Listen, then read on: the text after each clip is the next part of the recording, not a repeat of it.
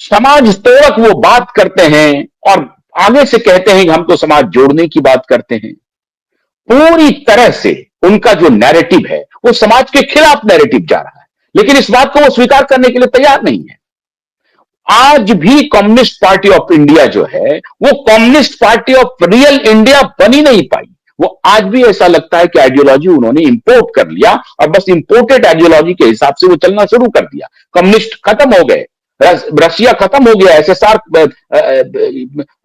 रूस खत्म हो गया, चाइना की हालत, चाइना एक फेल्ड स्टेट है जो आयरन गेटेड है, वहां डेमोक्रेसी नहीं है, वो आयरन गेटेड। आप आयरन गेटेड भारत बनाना चाहते हैं, नहीं बन सकता।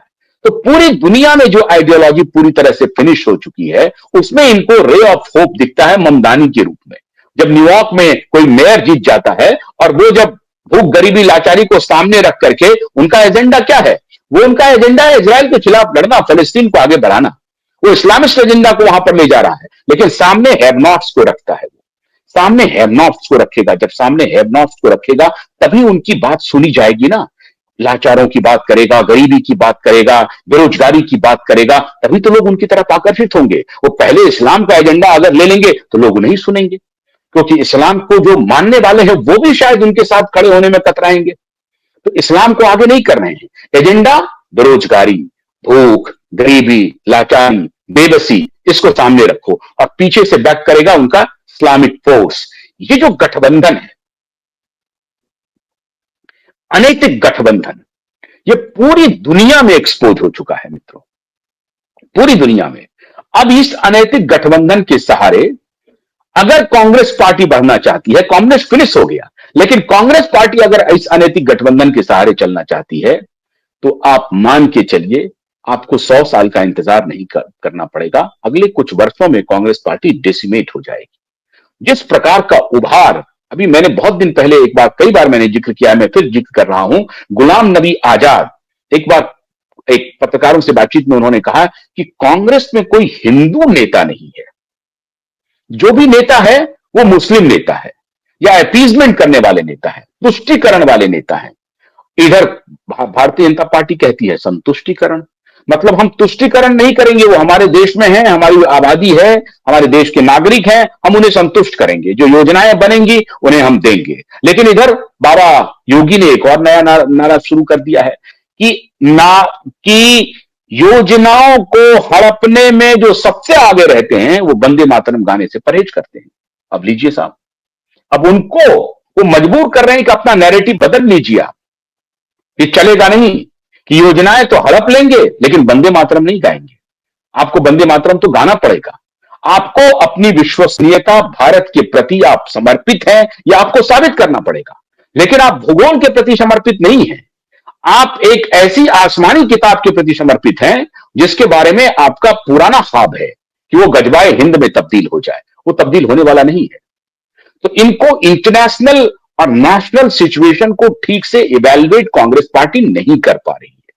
और ये जो कल प्रधानमंत्री ने कहा एमएमसी, ये मुस्लिमवादी, माओवादी और कांग्रेस पार्टी, अगर इसमें कांग्रेस पार्टी ने खुद को तब्दील किया मित्रों, तो आप मान के चलिए कांग्रेस पार्टी डेसिमेट हो जाएगी। कांग्रेस पार्टी का कोई नाम लेने वाला नहीं रहेगा अगर कांग्रेस पार्टी ने इस रास्ते को चुन लिया।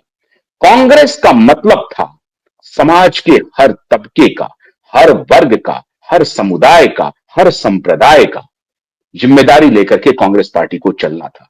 कांग्रेस उससे विमुख होती जा रही है। किसी ने भी समझा दिया कि अरे सवर्णों का साथ छोड़िए, ओबीसी के पीछे पड़िए। ओबीसी ओबीसी गीत गाना शुरू कर दिए। अब उसका अच्छा साथ हो गया, अब संविधान खतरे में है। ऐसा नॉन इशू जिसका सत्य से कोई वास्ता नहीं है और आप ओबीसी की लड़ाई लड़ रहे हैं। ये कौन आपको सलाह दे रहा है? ओबीसी का सबसे बड़ा चेहरा आपके सामने खड़ा है। वो कह रहा है कि हमारी मां बर्तन मांजती थी, हम वहां से यहां पहुंचे हैं। आप उसको बीट कर पाएंगे? तो जरा भी आपकी बुद्धि नहीं है। आप किस फिलॉसफी को लेकर के चलते हैं? आपके पास हजारों मुद्दे हो सकते हैं जहां से आप आंदोलन खड़ा कर सकते हैं। अरविंद केजरीवाल ने तो कोई ओबीसी की बात नहीं की थी। अभी प्रशांत किशोर ने, ठीक है उनकी पार्टी खत्म हो गई, अपेक्षित सफलता उनको नहीं मिली, लेकिन वो भी तो कोई ऐसा ओबीसी ओबीसी की बात नहीं कर रहे थे। प्रशांत किशोर का एक बहुत बड़ा ब्लंडर हुआ है, उस पर मैं अलग से एक वीडियो बनाऊंगा।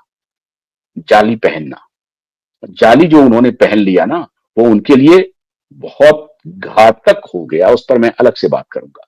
लेकिन कांग्रेस पार्टी देखिए कि इतना फ्रैक्चर्ड है, वो हर दिन कोई नई स्ट्रेटजी बनाता है और वो फेल हो जाता है। ओबीसी पॉलिटिक्स को उन्होंने पकड़ा और विश्व वमन शुरू कर दिया, तो जो भी उनके प्रति एक धारणा बनी हुई थी वो भी खत्म हो गई। जातिवादियों ने उन्हें कह दिया कि जातिवादी एजेंडा चला दो भैया, ओबीसी पॉलिटिक्स का नारा शुरू करो, खत्म हो गया वो मामला, वो भी नहीं चला। अब कह दिया कि वोट चोरी कर दो, वोट चोरी भी खत्म हो गया। वोट चोरी को लेकर के देखिए अलग अलग एजेंडे चल रहे हैं, उस पर मैं अभी एक सेपरेट वीडियो बनाने वाला हूं, थोड़ी देर बाद देखिएगा। तो कांग्रेस पार्टी के जो सलाहकार हैं, अच्छी बात है कि आज चिंतन शुरू हो रही है। कांग्रेस पार्टी जो सर्वसमावेशी पार्टी थी, उसे अपने नए नैरेटिव के साथ, नई विचार के साथ पब्लिक के बीच में आना पड़ेगा। और छत्रपों के ऊपर जो पैरासाइट बनी हुई है कांग्रेस पार्टी, उसके कंधे को छोड़ना पड़ेगा। कांग्रेस पार्टी अपने कंधे को मजबूत करे, कांग्रेस पार्टी अपना नैरेटिव गढ़े, जिसमें देश की समृद्धि, देश की एकजुटता और राष्ट्रवाद प्रखर हो। ध्यान रखिए, कांग्रेस अगर आजादी के पहले पूरे देश का सिंबल बनी, तो उसमें प्रखर बात क्या थी? राष्ट्रवाद। और आप राष्ट्रवाद से बहुत दूर चले गए हैं। तो ढूंढिए, सोचिए, विचार कीजिए कि सर्वसमावेशी समाज और राष्ट्रवाद का नैरेटिव आप अपने अंदर कैसे लाएंगे। उसके बगैर कांग्रेस का दोबारा उदय होना बहुत मुश्किल है। अभी तो 99 पर है, मुझे संदेह है कि आप शतक लगा पाएंगे।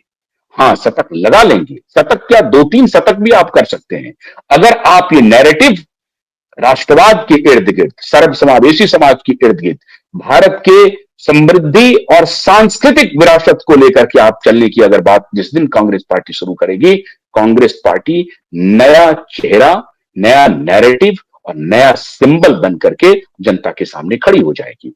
लेकिन हमको संदेह है कि कांग्रेस पार्टी उस रास्ते पर चलेगी।